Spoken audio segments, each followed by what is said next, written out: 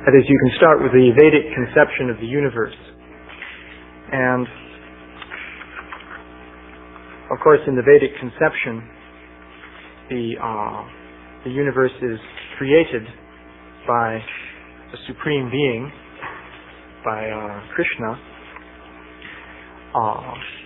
But basically the description in the Vedas is that the earth is considered to be at the center of a relatively small structure, and the various planets, sun and moon and so forth, are circling around the earth. And out at some distance there's a series. Please don't do anything more with the microphones, because it's going to make that noise again. So either it works or it doesn't, but let's just leave it. So, going out to a certain distance, there's a series of shells. Actually, it's described there are 7 shells covering the universe, according to the Vedic picture. And in the Vedic literature, it's described that there are many universes existing within the causal ocean, and each one is surrounded by a series of shells like this. And these are practically innumerable.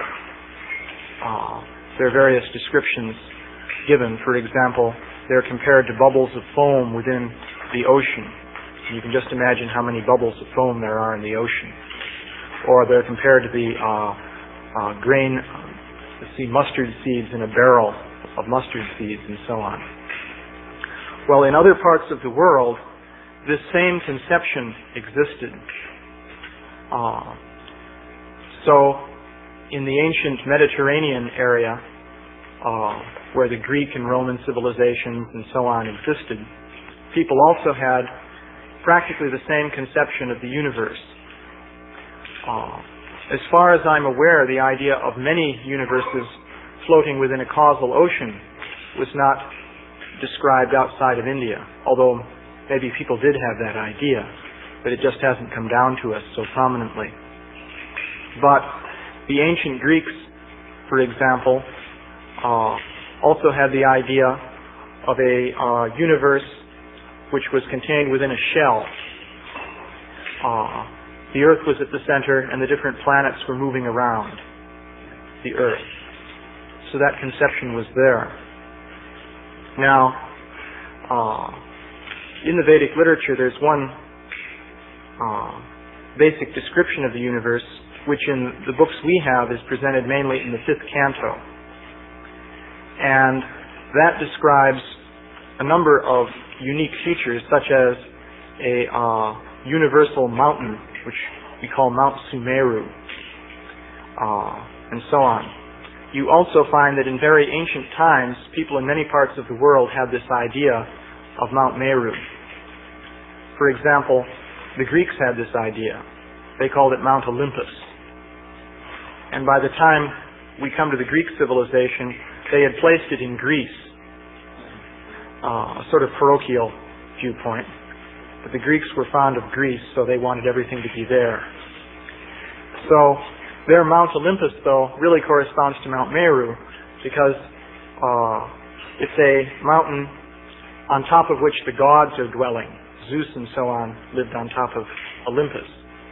So likewise, on top of Mount Meru, there are the dwelling places of different demigods and so forth. Also, the Scandinavians had the same idea. I once saw a map of the universe according to the ancient Norse, the Vikings and so forth. And there was a central island with a ring-shaped ocean around it, and in the center of that island there was a vast mountain. And on top of that mountain there was what they called Asgard, which is the dwelling place of the gods, with Thor and so on and so forth. So this conception of the universe used to be found all over the world. You can trace it in many different cultures. So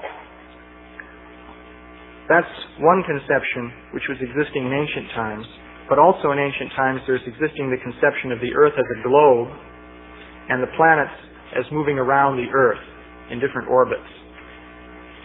So that's also there in Vedic literature. There are books such as the Surya Siddhanta, which describe the earth as a globe, and they describe how the different planets orbit around the earth. And these texts give mathematical details for calculating where the planets are at any given time. This is of interest to astrologers because they do their astrological calculations based on where the planets are within the zodiac.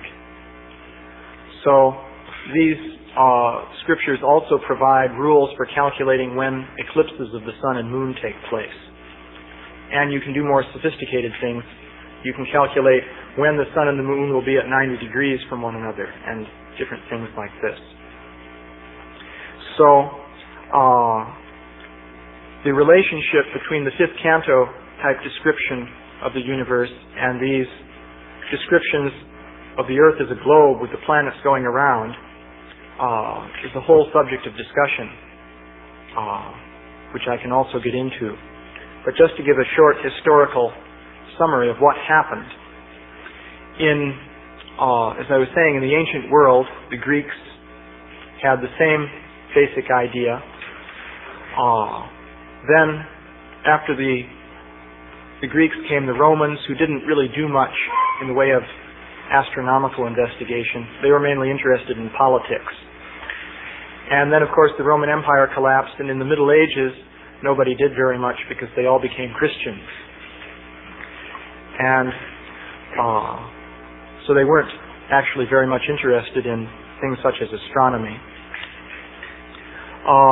But then came the Renaissance, which is very famous, when in Italy and also other parts of Europe, people began to rediscover the writings of the ancient Greeks. Those had been lost in Europe during the Middle Ages, but the Arabs kept them intact, more or less. Not really intact, because probably one book out of 1,000 or something like that has come down from the ancient Greeks. Yeah?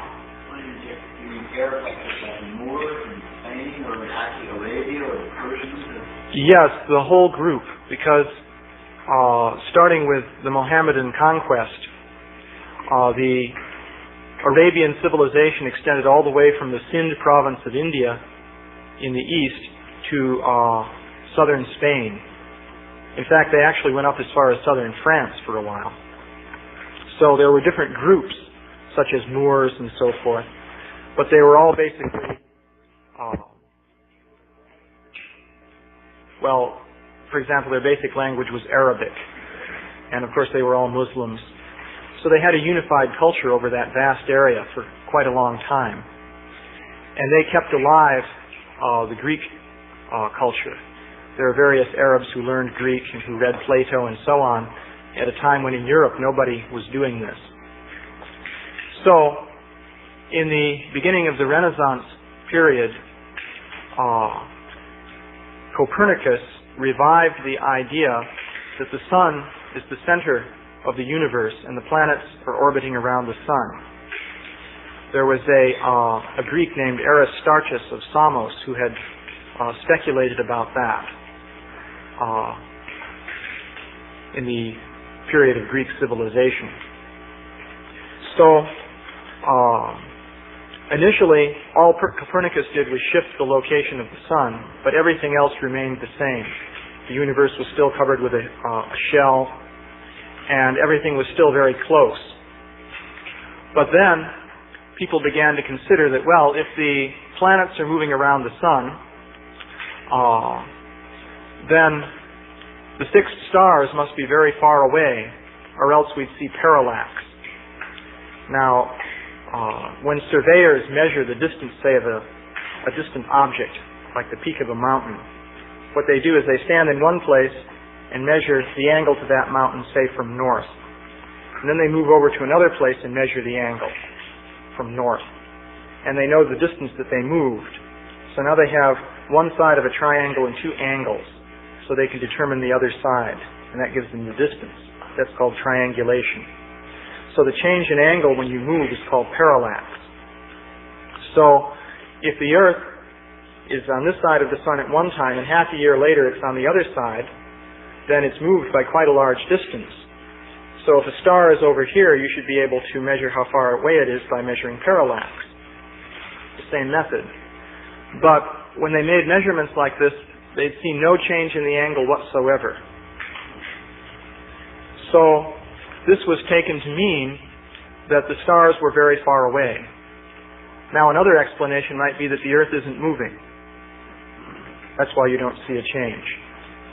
But once it's established that the Earth is going around the Sun, and it's covering such a large distance in half a year, then if you don't measure any change in angle to the stars, that means they must be so far away that you can't measure that change. So the idea became that, well, the stars must be very, very, very far away. You can calculate how far they'd have to be. It's an incredible distance. It's measured, in fact, in what they call parsecs, which is a word you'll find in the science fiction stories.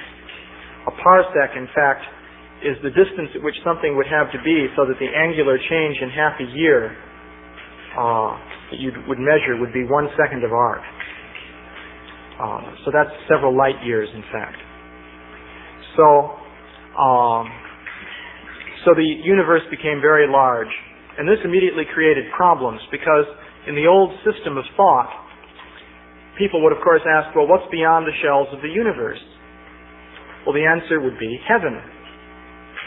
By heaven, they mean what we really mean by Vaikuntha. Because also in the Middle Ages and in the ancient times, it was of course believed that there was a celestial realm, what we call the heavenly planets, or Svarga Loka. The Greeks also believed in such a thing, and of course they had their demigods such as Zeus and so on.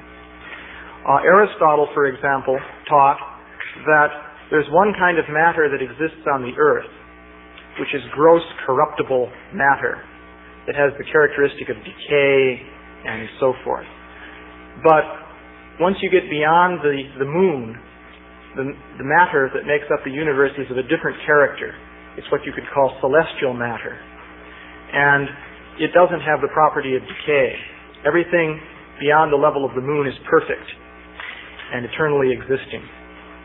Of course, the Greeks thought that their demigods were actually eternal, whereas in the Vedic literature we understand that they live for vast periods of time, but they're not actually eternal. They also die. But of course, in the ancient Mediterranean world, the lifespan of a Vedic demigod was so long that it would practically be eternity, because they thought in terms of thousands of years for the existence of the entire world. For example, in the Bible you hear about creation in 4004 BC. Well, back in those days that wasn't at all an unusual idea. So when the Vedic literature speak of a Manu period lasting 306 million years, or a day of Brahma lasting 4,320,000,000 years, that's practically eternity from the viewpoint of ancient Mediterranean people. So the idea then was that there was a heavenly realm. The Christians populated the different planets with angels, which are practically like demigods. If you read Dante, with his Dante's Inferno and Paradiso and so forth, you'll read that in the moon, the moon is the place where pious people who really weren't all that great spiritually, but still were pious, would go after death. So they would live in the moon. And then people who were a bit better would go to other planets, such as Venus and so forth. And then those who are really very advanced spiritually would be able to go to the Empyrean realm, which is actual heaven, which lies beyond the shell of the universe. So the idea is that people were thinking that there's this shell to the universe, and as you go out beyond the earth, you come to celestial regions of demigods, then you come to the shell, then beyond the shell is the kingdom of God. And God is there, presiding over His spiritual kingdom. So they had a place for God. It was all very believable and understandable. So After Copernicus, though, when the stars were made so far away, the shell was done away with. And the universe became a vast region of mostly empty space. Because if the stars go so far away, then mostly you simply have empty space. And so it hardly seems plausible that that could be inhabited by demigods, because it's just a huge void, basically. So, and then also, where does the kingdom of God disappear to? Because if there's no shell anymore, then there's no more room for a kingdom of God. And another thing that developed in the Renaissance was that people started applying geometry to understand nature. This wasn't done in the Middle Ages, and even the Greeks didn't really do it. The Greeks were the people who developed geometry to a large extent. This is what you'll be told if you go to school. But it's not necessarily true, by the way. For example, in the Vedic literature, there's something called Silpa Shastra, which is a practical manual for how to construct fire sacrifice altars. And it contains elaborate geometrical rules. It seems that in the Vedic period, an altar had to be constructed with very great precision. This is similar to the fact that the mantras used in the sacrifice had to be pronounced in a very precise way, or else they would not have the proper effect. So similarly, the altar had to have just exactly the right geometrical form. And so they used geometry in order to construct these forms. So they had all kinds of geometrical rules whereby you could construct different triangles and circles and so on in an appropriate way. For example, the altar might have a very elaborate shape, like the shape of a large bird. But the area had to be precisely fixed. So how do you build a bird-shaped structure with the right angles and so on, which has a given area? And then for a more elaborate sacrifice, you may have to multiply the area by 2. So if you multiply the area by 2, how do you change your construction so that it has the right shape, but now twice the area? So they could solve all those problems, and they used geometry to do it. For example, the Silpa Shastra uses the Pythagorean theorem, which says that if you have a right triangle, the sum of the squares on the sides equals the square on the hypotenuse. And they had it in general form also, not just in specific cases. So, the interesting thing is that in the Silpa Shastra, though, no formal discussion of geometry is given. It just uses geometry. So somewhere else there must have been a discussion of all the basis of geometry, but that literature no longer exists. At least nobody seems to have it. Because many things also have been lost in India. So, over the course of years with different invasions and so forth. So the Greeks had developed geometry, and everyone has heard of Euclid. Euclid wrote a systematic treatise on geometry, and that became the standard for the study of geometry. So, in the old days, though, even in the days of the Greeks, the tendency was to use geometry as a practical tool. Just as in the Silpa Shastra it was used for practical purposes of building altars. However, the Pythagoreans had a different idea. They were thinking that somehow geometry is the basis of reality. And geometry can be based on numbers, so ultimately numbers are the basis of everything that's real and that exists. So, in the Renaissance, this idea was revived. But the people in Europe in the Renaissance really took this up wholeheartedly, whereas previously that hadn't really been done. Because previously people were thinking that the ultimate basis of reality is something spiritual. And there's no way that you can discuss something spiritual using geometry. How can you explain God in terms of triangles and circles and so forth? So, and people were thinking that there's a reality to mind. Mind really exists. In fact, mind is more important than matter. This is how people used to think. But you can't understand mind in terms of mathematics. That, in fact, has been the history of modern science. No one has been able to understand mind in terms of mathematics. So in modern science, the tendency is to say, well, there's no such thing as mind.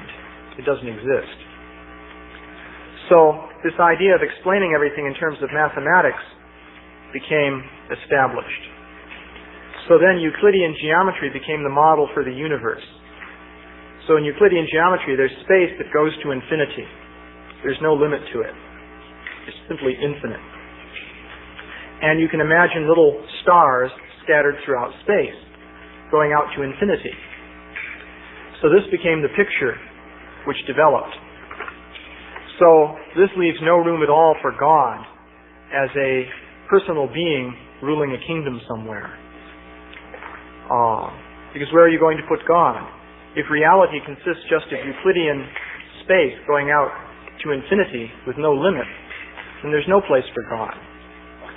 But of course, people already had many impersonal conceptions of God. So you can imagine God as some kind of all-pervading spirit which cannot be visualized as having any kind of personal form. And you can say that the naive, common people may think that God is an old man with a beard sitting on a throne somewhere, but we know that actually God is an indescribable spirit. And also, some philosophers began to develop the idea that God really is geometry. And in fact, Isaac Newton took up that idea. Isaac Newton believed in God. He had to, because in those days, if you didn't, you were in real trouble. They'd burn you at the stake. But Newton had the idea that, well, space is the sense organ of God, just as we have our senses like eyes, ears, and so forth. So Newton thought that Euclidean geometrical three-dimensional space is God's sense organ. So naturally God is all-pervading and he sees everything because space is everywhere. So he essentially identified God as space. The idea was that then space is conscious and it can see and feel and so forth. And so therefore, and God is space, so therefore God knows everything. That was Newton's idea. So you see, by the way, what it means when it said that Newton believed in God. One has to be a little bit careful. It's not that he believed in Krishna or had any such conception. So the idea then was that the universe is Euclidean space and stars are scattered throughout space going out to infinity. Then there came Olber's paradox.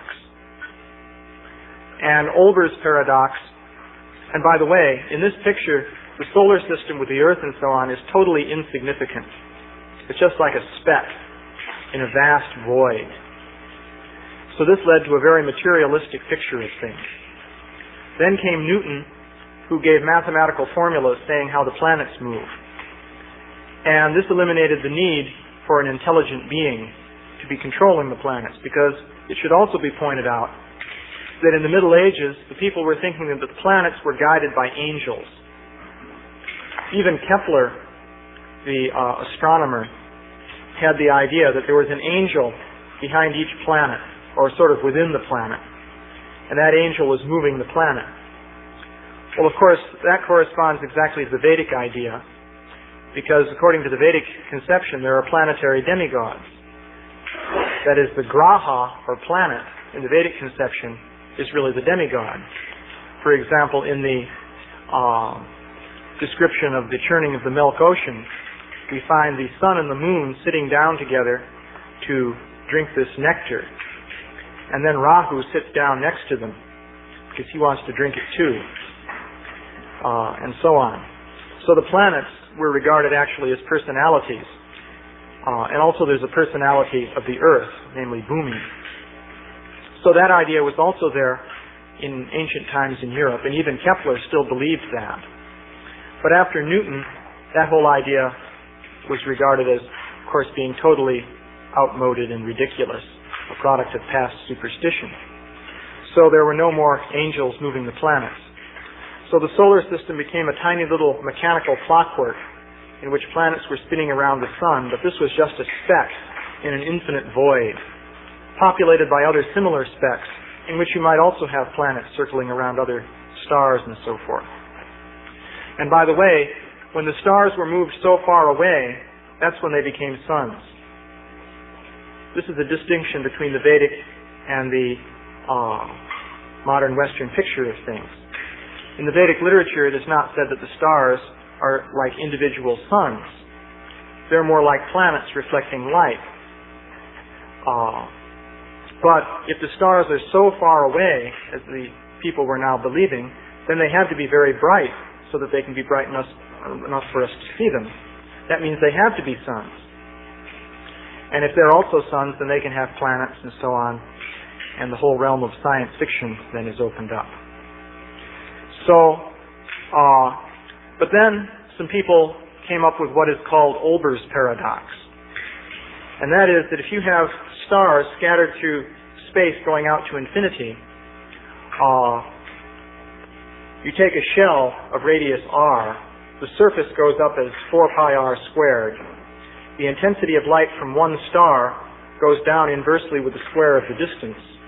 The number of stars on the shell should be proportional to its area. That means each shell should contribute about the same amount of light on the average. If there are infinitely many shells going out, that means we should be getting an infinite amount of light. That means it shouldn't be dark at night. Rather, there should be infinitely intense light striking us at all times, which means that there would be infinite temperature and we couldn't even exist. So, what that meant was this picture of the universe extending out to infinity in this way was impossible. Such a thing could not be, at least according to their idea of how light operates. And that includes the inverse square law and so on. So, this began to sink into people's minds, and various attempts were made to get around it, and nobody could do it. So finally, people began experimenting again with the idea of a finite universe. And so Einstein came up with the idea of curved space. He threw out Euclidean geometry, and he introduced non-Euclidean geometry. And the basic idea of non-Euclidean geometry is that space itself curves. To make an analogy to this, in 2 dimensions, the surface of the Earth is a globe, and that curves in on itself, so that the total surface of the Earth is finite, even though there's no edge anywhere. So you can have a finite surface, but it doesn't have an edge if it curves in on itself in the form of a sphere. So some mathematicians thought, well, you can do this with 2 dimensions if you curve it within 3 dimensions, as with the surface of a sphere. And then they said, well, we don't even need the 3rd dimension, because mathematically we can describe the surface in terms of the local relation between the points on the surface, and we don't even need the 3rd dimension that we embedded in. That's just useful for imagining how it curves in on itself. So they said, well, we could do the same thing in 3 dimensions, or n dimensions in general. So you could imagine space like 3-dimensional space that curves in on itself, so that there's no boundary anywhere, but there's a total finite volume. So mathematicians just toyed with this, just as part of their own fun and games. A fellow named Riemann developed it in detail. So Einstein used this to provide a model of the universe which now was finite instead of being infinite. But there were no edges, so there's no shell to the universe. So he proposed that model. But he thought of the universe as being fixed and static, which was also an ancient idea. That nothing is really changing out there. Things remain the same for very, very long periods of time. So a fellow named Friedman discovered that according to Einstein, the universe really should be expanding. It's because his model was unstable. It wouldn't just stay fixed. It would expand like compress it, it gets warmer. For example, if you take gas in a cylinder and compress it, the temperature goes up. So if all the matter in the universe was compressed into one small region sometime in the past, then it must have been very hot. So in fact, it must have had a temperature of millions and millions of degrees, you can calculate. So that means this explosion involved intense heat, and everything was in the form of just particles bouncing against one another. Even atoms could not hold together under this intense heat. So people speculated like that. Yeah?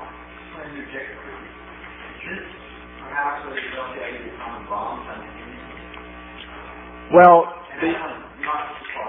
the idea of the atomic bomb developed at about the same time. That was another development, however. But that happened because they were studying atoms and subatomic particles and so forth. That was connected with the small, very intense. So when it expands, gives off a lot of heat. Well, of course, an atomic bomb is an explosion.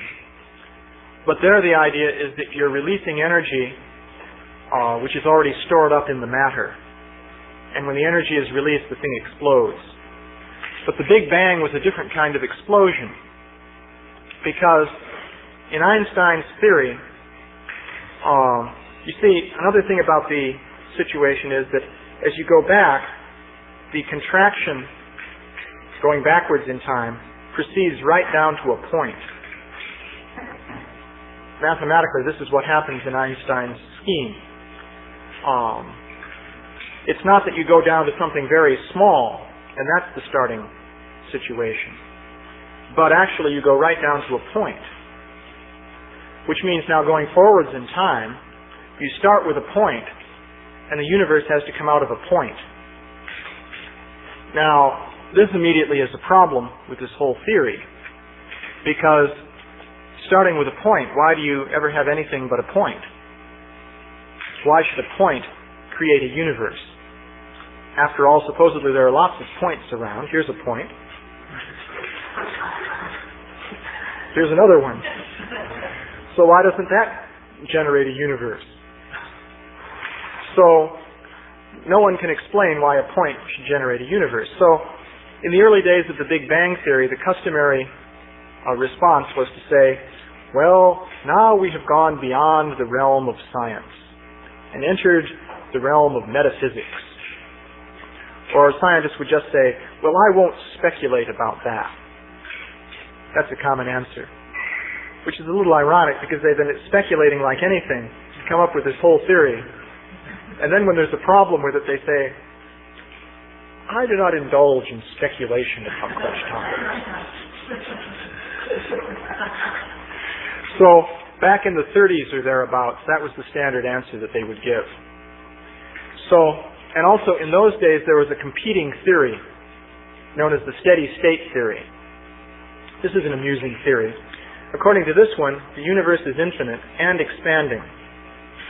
Well, if it's infinite and expanding, everything's moving away from everything else. But according to this, matter appears out of nowhere in the intervening space. And this just happens. Because if you can postulate one thing, you can postulate another. So why not postulate matter coming out of nothing? May as well. So, after all, if you're going to postulate the universe coming out of a point, why is it bad to postulate a little bit of matter coming out of a void? So according to this theory, the universe is expanding and matter is popping out of the void and providing new galaxies to fill up the space.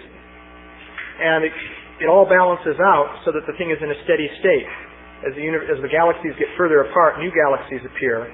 So you always have the same number of galaxies in any volume. So that was the model invented by Fred Hoyle and his collaborators. But that model got kicked out. And Fred Hoyle became a renegade. And now, Fred Hoyle has hidden out in the mountains of Wales somewhere, and his address is not even available.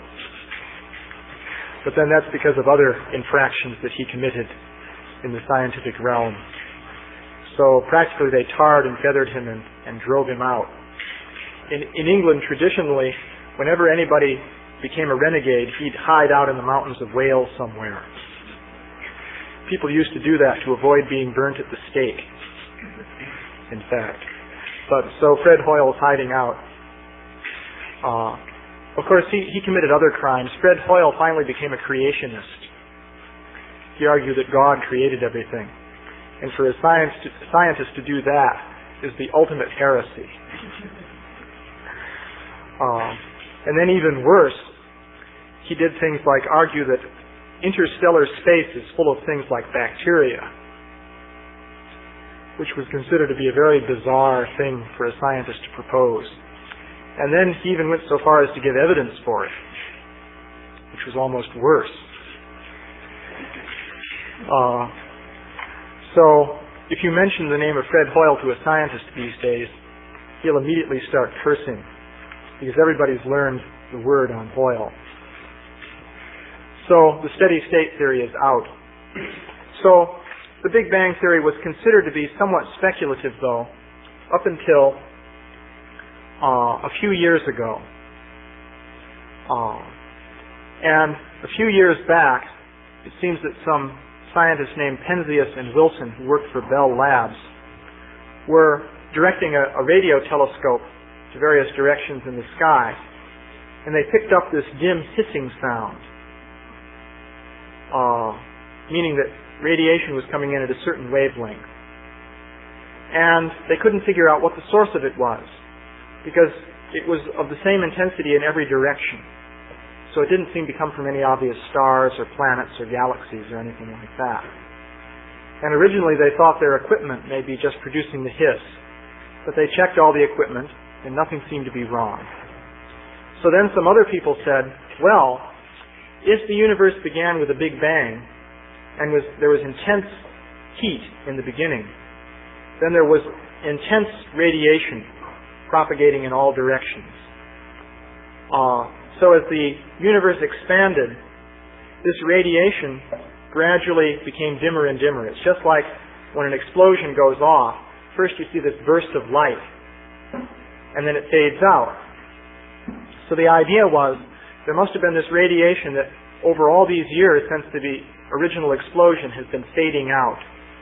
But still it should be there with a certain intensity. And so they calculated that it would have a very, very low intensity. And it should be the same in all directions, because the explosion is completely uniform according to this theory. So these people said, aha, the hiss that Penzias and Wilson are picking up in all directions must be that original primordial radiation from the Big Bang. And they said, aha, that proves it. That conclusively demonstrates that the universe did come about by a Big Bang. Well, that was their reasoning. So that may seem a little tenuous. But what happened then was what you could call the Big Bang bandwagon got started up. And it became established that you have to believe now in the Big Bang. Because how else could we explain that radiation? So, the steady state theory was completely repudiated, and the Big Bang theory was established. And since then, it has become the established dogma. Now, this is a phenomenon that tends to happen in science. In science, what will happen is that a given theory may be rejected for years, and it doesn't matter what evidence is in favor of that theory. It's just rejected. But then at a certain point, a sudden flip-flop will occur, and the theory will be established as truth. Everyone will accept it. And the evidence that used to be rejected as being totally inconsequential is now accepted as proof that the theory is true. So that happened with the Big Bang theory, because the Big Bang theory really got started back in the 30s or thereabouts. And in the late 40s, George Gamow predicted that all the different elements in the periodic table could have been synthesized in the Big Bang. But then later on people realized that mathematically that wouldn't work out anyway. So you had to have some other explanation for where the elements came from. So up until the 60s, the Big Bang wasn't accepted. But then, when this discovery of the so-called cosmic black body radiation was made, that did it. And everyone flipped over and began accepting the Big Bang. So now it's accepted practically as the gospel truth. And if you talk to scientists, you'll find that they take it for granted. They just regard that as, accepted. It's not even open to question. So, of course, in science, you'll also be told by scientists that in science we never prove anything. We always merely consider tentative hypotheses. This is supposedly what scientists do. That's the creed. But at the same time, you'll find, so therefore a scientist really shouldn't believe something like the Big Bang Theory. He should just consider, we don't really know, but this is a tentative hypothesis. But what you find is that people, being people, have to believe something. It's actually human nature to believe something about the world. And so, the scientists are no exception to this. So they also have to believe something about what's really there in the world. So nowadays, the tendency is to believe the Big Bang Theory. There are a few scientists who don't accept it, but they're considered to be eccentrics nowadays, and there are just a few of them, a handful, essentially. So everyone else is riding on the Big Bang bandwagon. So that's a historical account of how this all came about. Now you can see, essentially from that, what our task is, or what we're trying to do, essentially, because we're trying to take this whole process and go all the way back to the original Vedic conception of the universe, which I started the description with.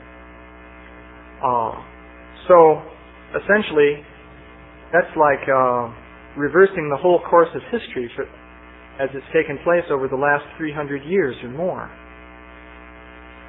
We want to go, it's like saying we're going back to the Middle Ages.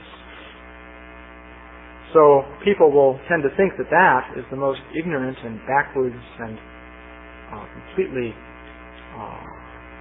useless thing you could possibly want to do. It means throwing out all scientific progress and going back to the age of superstition when people still thought that angels were moving the planets around. But that's what we're saying.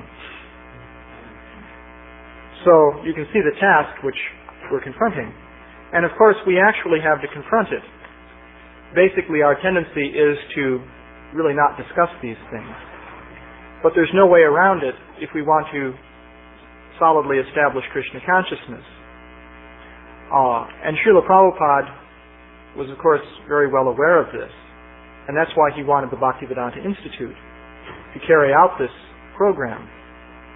And I should mention here that, as you know, Śrīla Prabhupāda wanted to create a transcendental city in Mayapur. And in the center of this transcendental city, which will be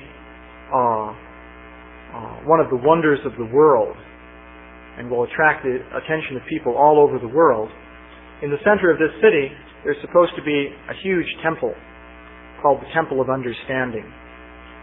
So the idea is that this temple will be the center of all spiritual, metaphysical, and physical understanding of the nature of reality.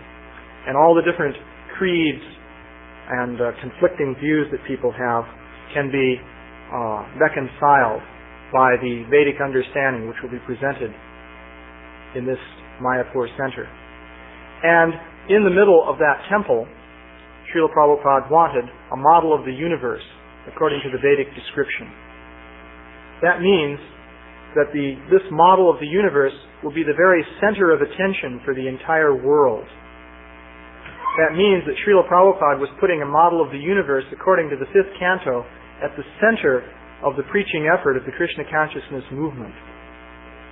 So one should consider what the implications of that are. That means we can't avoid it if we want to carry out that instruction. There's no way we can just go on and preach and think that, well, we'll just leave this aside because only a few questions come up now and then, and, well, we won't put much emphasis on it. At least we can't do that if we carry out this instruction. Well, it's getting late again. We'll have further additions to this class. Any questions or comments? Yeah?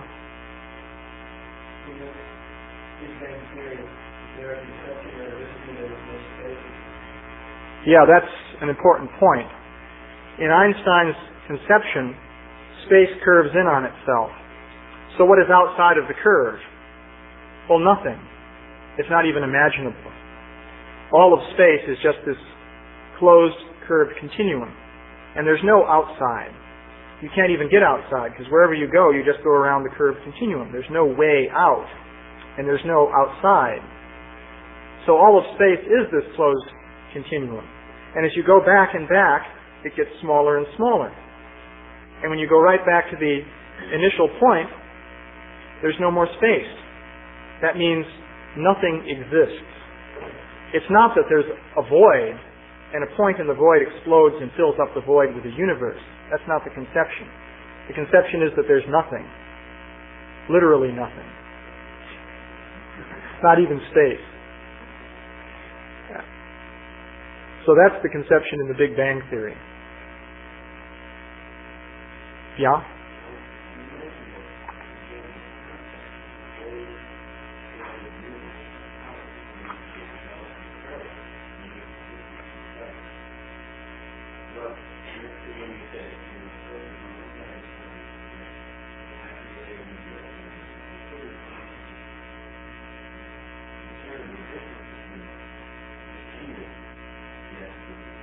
Yeah.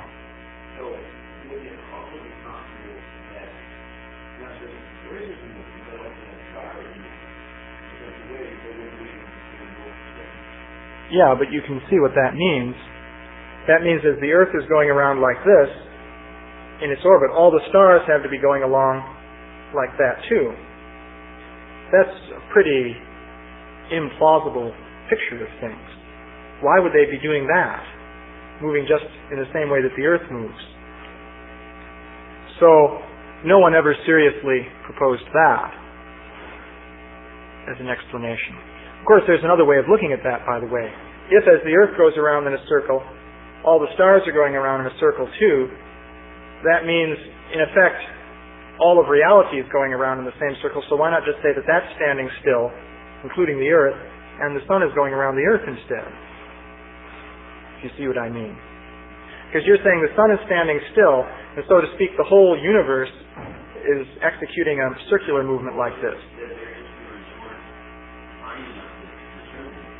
But you see, that may be that they had crude instruments. But even if you can only measure angles crudely, it still means that the stars have to be very, very far away. For example, the moon occupies 1/2 a degree of arc in the sky.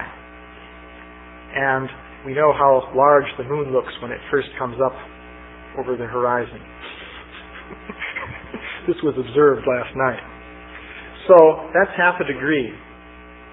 So you can measure distant angular differences of less than 1/2 a degree, even using a crude instrument made out of wooden beams and so forth.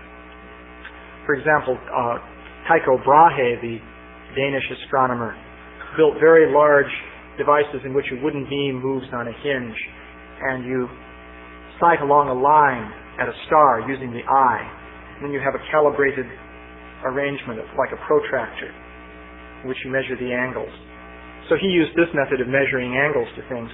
Well, you can come within a fraction of a degree with that easily enough. So,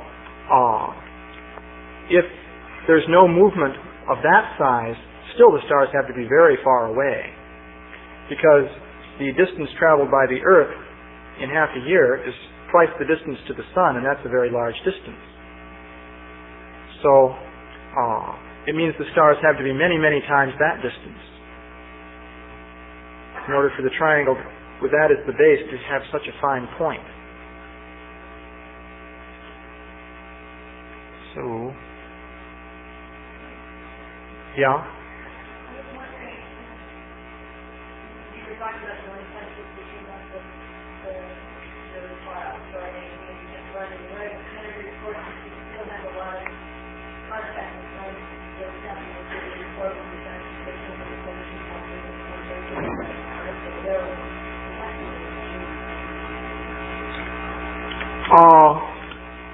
Well, I have contact with various scientists.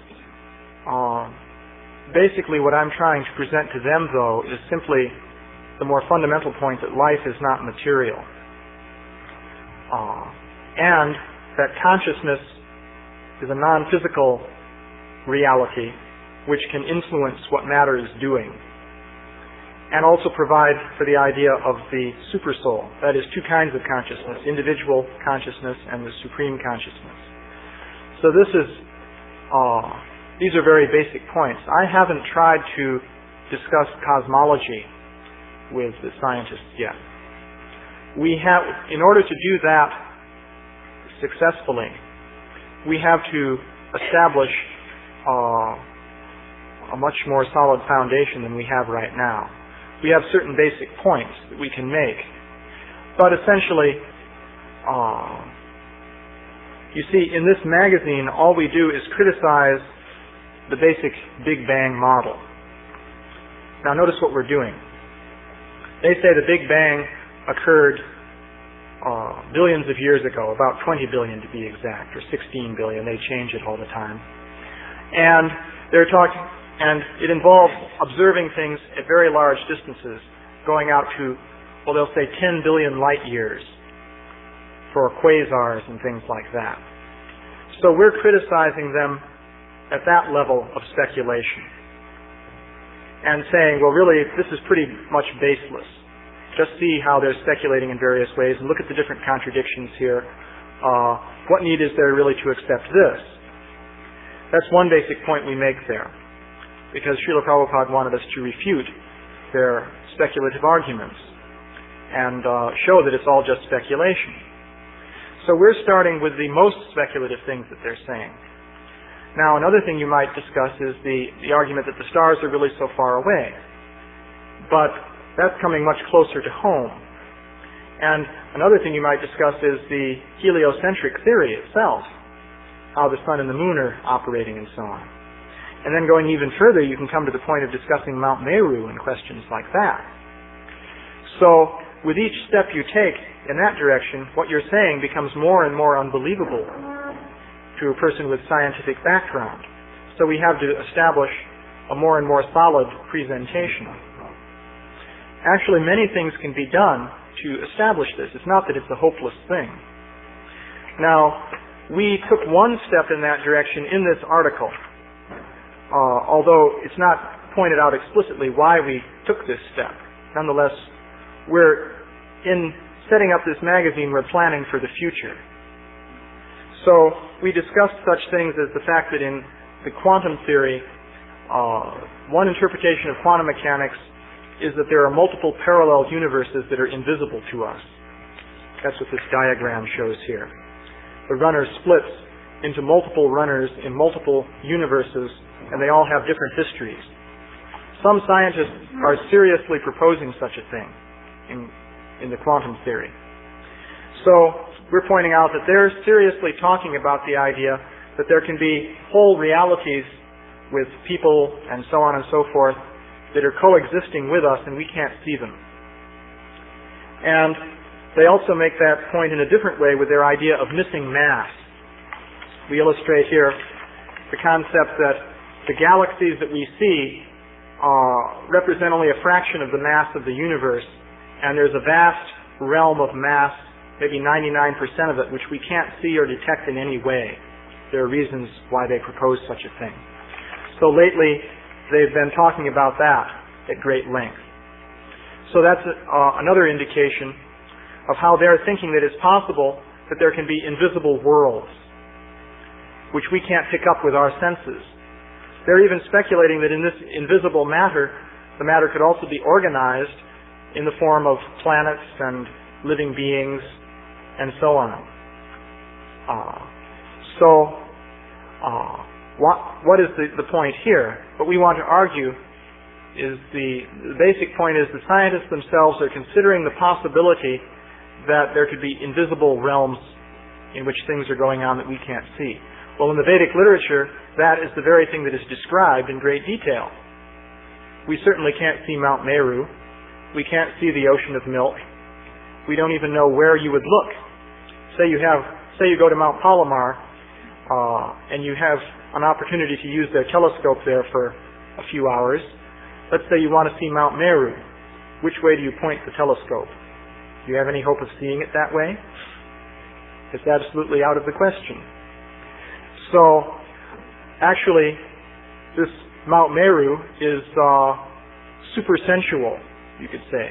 We can't pick it up with the senses we have. So, someone may say, well, this is certainly bizarre superstition. How can you believe in all these things that you can't see? Isn't this absurd?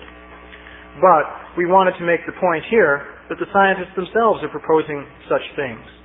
Of course, they're doing it in their own speculative way, but they're also proposing such things. So if the Vedic literature proposes such things, then what's wrong with that? In fact, another point can be made that if, in fact, there are realms of existence that you can't pick up with your senses, then you can't really hope to use the empirical method to understand these realms of existence, simply because you can't pick them up with your senses. But using the descending process, which is the basis of Krishna conscious philosophy, you can hope to find out about such things. At least in principle, you can see that it's possible to do that by the descending process.